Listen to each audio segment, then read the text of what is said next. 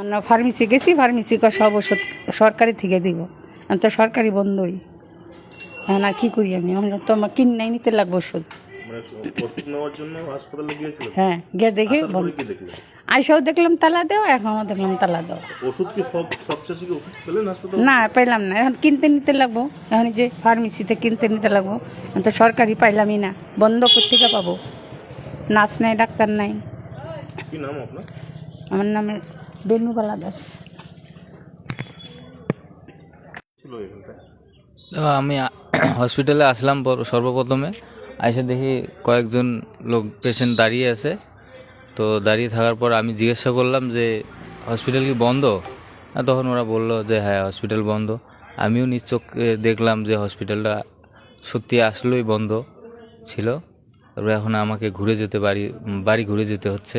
আপনার কি সমস্যা নিয়েছিল হাসপাতালে? আমি একটু হাতের ব্যথা, তো তার জন্য মানে একটু ওষুধ নিতে আসছিলাম। তো এসে দেখি তালা মারানি। আপনি আর চিকিৎসা নিতে পারলেন না কেন? না, আমি এখানে চিকিৎসা নিতে পারলাম না। কি নাম আপনার? আমার নাম মিন্টু আলম।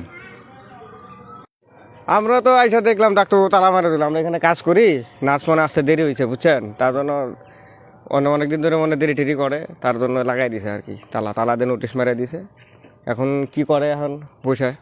এতে কি মানে স্বাস্থ্য পরিষেবা ব্যাহত হচ্ছে না? হ্যাঁ, অবশ্যই খুব ক্ষতি হচ্ছে। তো অনেক লোকে এসে ঘুরে যাইতেছে এখানে, ওষুধ ইমার্জেন্সি রোগী আসতেছে, ডাক্তার না পারে ওদিকে দেখতেছে নাকি তাও জানি না। এটা তো 24 ঘন্টায় খোলা থাকে।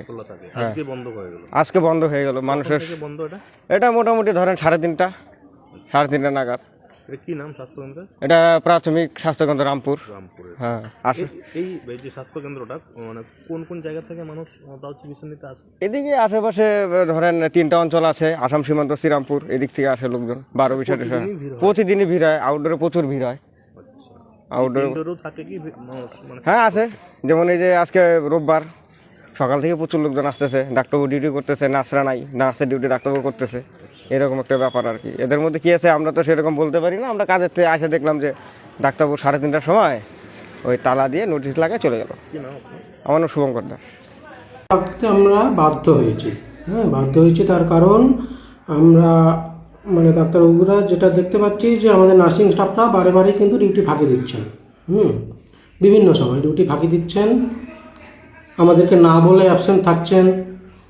এবার আমাদেরকে বাধ্য হয় অনেক সময় তাদের ডিউটি করে দিতে হচ্ছে, গ্রুপ ডি ডিউটিও করে দিতে হচ্ছে। এবার ওনারা বারবার সেটা সুযোগ নিয়ে বারবার ডিউটিতে অ্যাবসেন্ট থাকছেন। সেই কারণে আজকে যেহেতু ইভিনিং শিফটে কেউ নেই, আমরা হসপিটাল বন্ধ রাখতে বাধ্য হয়েছি। ডিউটি সামলাতে হচ্ছে আপনাদেরকে। আর এখানে যেহেতু একটা নদী বিচ্ছিন্ন, তাই পেশেন্টের সংখ্যাও স্বাভাবিকভাবেই বেশি। মানে একটা সমস্যার মধ্যে পড়তে হচ্ছে, তাই তো? সমস্যা। অভিযোগ বিষয়টি জানিয়েছেন বিএমওএইচ বা সিএমওএইচকে? হ্যাঁ, বিষয়টা বিএমওএইচকে জানানো আছে। এবার ওনারা যেটা বলবেন, যেরকম প্রপার ওনারা স্টেপ নেবেন সেই অনুযায়ী আমরা।